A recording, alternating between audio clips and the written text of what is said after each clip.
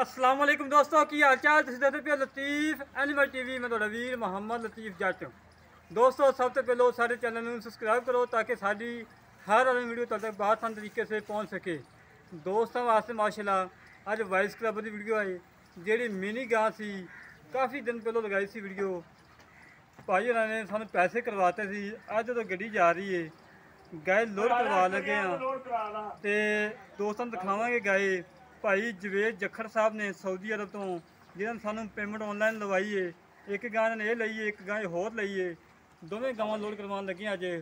भाई जवेद जखड़ सरगोदे तो उन्होंने बेटा मोहम्मद अब्दुल्ला जखड़ साहब और सैम जखड़ साहब उन्होंने गाय परचेज करनी है। माशाल्लाह तुहानू पता कि तुहाडा भी साफ सुथरा सुचा काम करता है, हमेशा तो साफ सुथरा ही करना है अल्लाह के हुक्म नाल।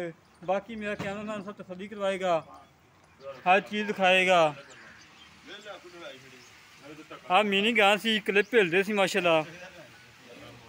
भाई जवेद जखड़ साहब ने उन्होंने साढ़े तो गाय खरीदी सी, चवाई करवा के लोड करवान लगे हैं। चवाई करवाती सी, सफ़र काफ़ी ज़्यादा है जिन्नी वजह तो चवाई करवाती है।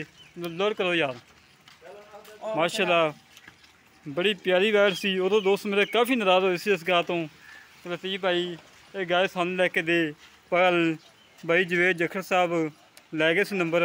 मगर बच्चा है माशाल्लाह धनी का बच्चा है।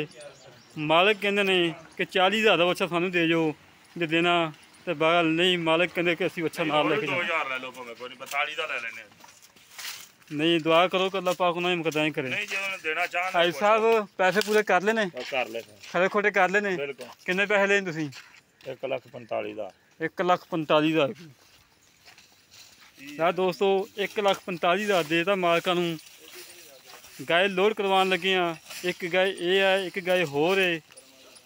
हमेशा तो तुहानू पता कि तुहाडे वीर ने साफ सुथरा और म्यार ते काम किया है। सानू म्यार इंशाल्लाह हमेशा तो म्यार बनाया है, गलत काम नहीं किया।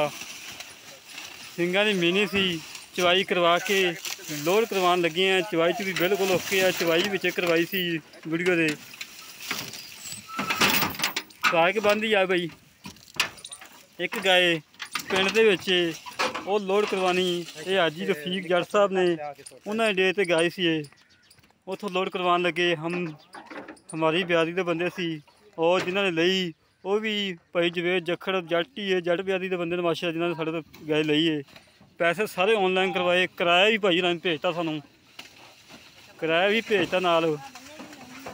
साडी दुआ है कि अल्लाह पाक उन्होंने दुध पीना नसीब करे और अल्लाह पाक उन्होंने तंदुरुस्ती देवे। इस तरह जिहड़े वीर नूं साडा काम पसंद आवे साडे नाल राबता करे।